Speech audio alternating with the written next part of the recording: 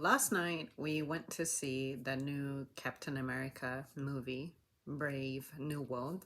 I had heard one person review it, but then I had seen some commentary about it online because it trended briefly. And to this day, people are still hating on the new Captain America. I remember years ago when it was announced that Sam Wilson, who played the Falcon, would be the new Captain America, people pretty much lost their minds, and I really couldn't understand why. Something I found hilarious is Kojima was saying that he was confused about how he ended up with the shield or something, and I'm like, brother, you just admitted that you haven't seen the Winter Soldier and the Captain America show, which, to be fair, it's not a movie, it's something that was streaming on Disney, and it would be really hard to keep up with everything that Marvel has been putting out recently. It's just a lot. Even I am overwhelmed by it. But I gotta say, I enjoyed this movie because visually, I mean, it was great. It was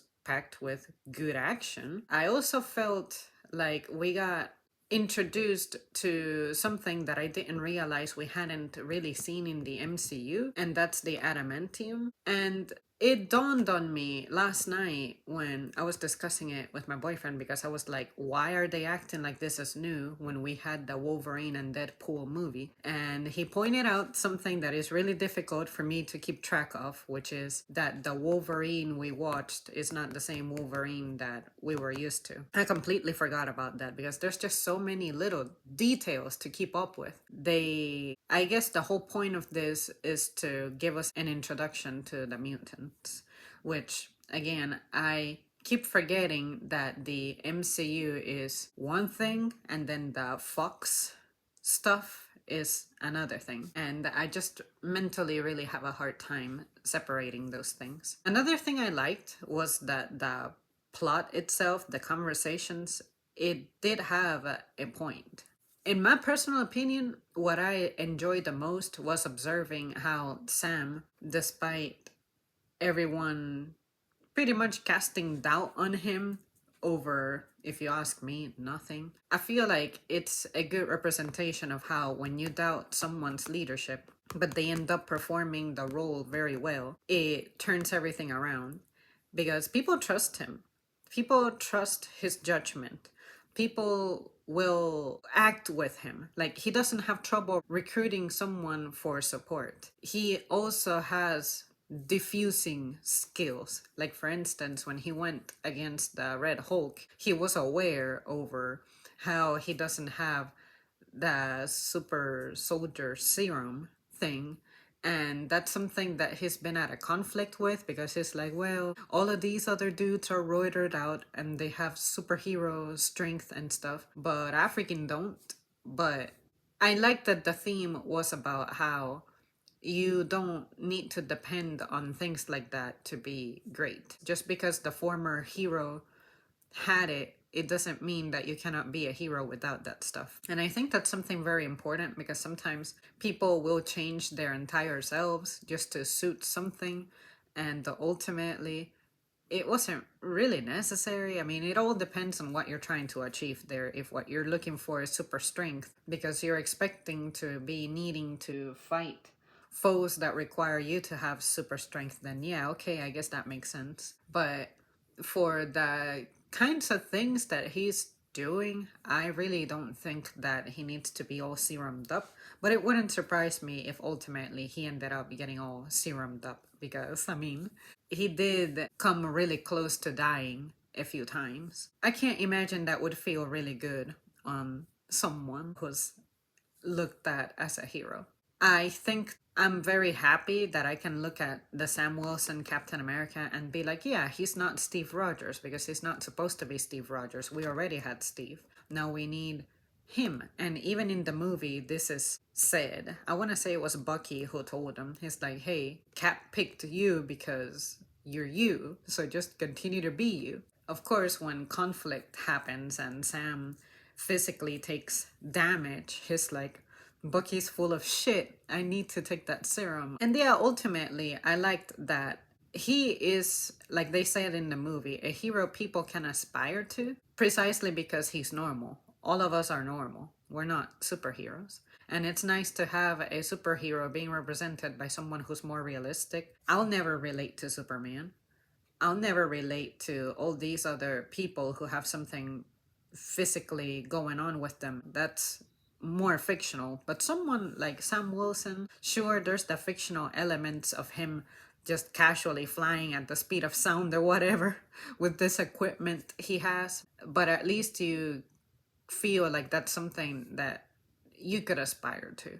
It's more aspirable than any of the other things we see. Thor's power, something like that. No one can aspire to that, to being a god-like entity. I think that the casting was very good. I also enjoyed the scene when Bradley was having his little meltdown induced by the mind control stuff that we have seen happen before. Pretty much the same shit that affected Bucky. And Congressman Bucky was a surprise for me.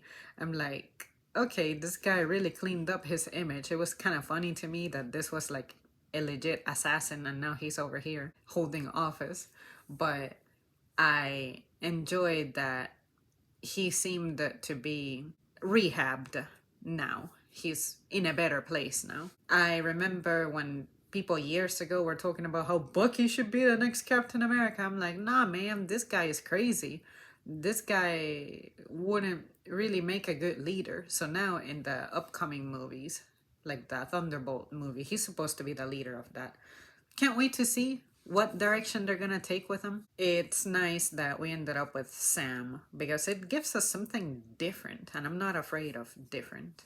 I'm especially not afraid of practical different. Dialogue itself, I didn't felt it was cringy. I didn't feel like it was difficult to follow. It wasn't crazily sciency. It wasn't bullshit politics. And I even like that they seemed to have some kind of common sense within the script. Like they were pointing out something like, why wouldn't they do da da da da da if they wanted to da da da da da? And I thought, that is the kind of stuff that people online make parodies about. And I liked that they seem to be more self-aware now with the way they write things. And I think Anthony Mackie was one of the executive producers too.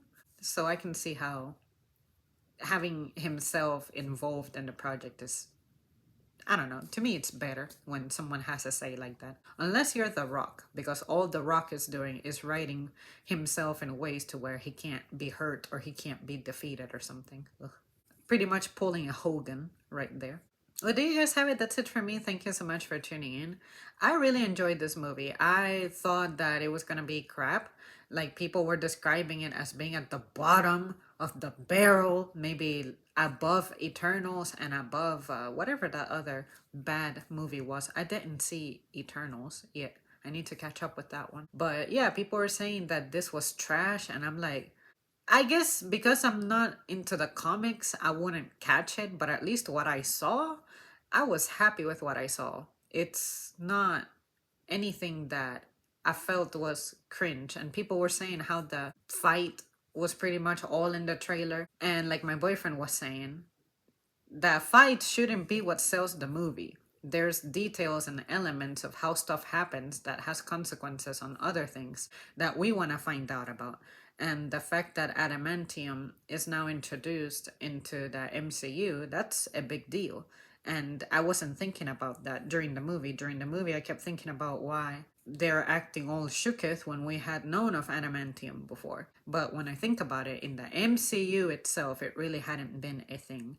We knew that one Wolverine had metallic aspects to him, but it's not like everyone is aware across the board of this thing. Because those other X-Men movies we had seen, for instance, those were separate from the timeline that we're aware of. I'm not very good at talking about these things in a very linear way because it's hard for me to keep up. But anyway, I liked it. I would recommend it. And I think that everybody would have a good time with it from some perspective. Let it be from the action perspective, from the political perspective, or from the, oh, who is this madman with his brain sticking out perspective. Okay, bye.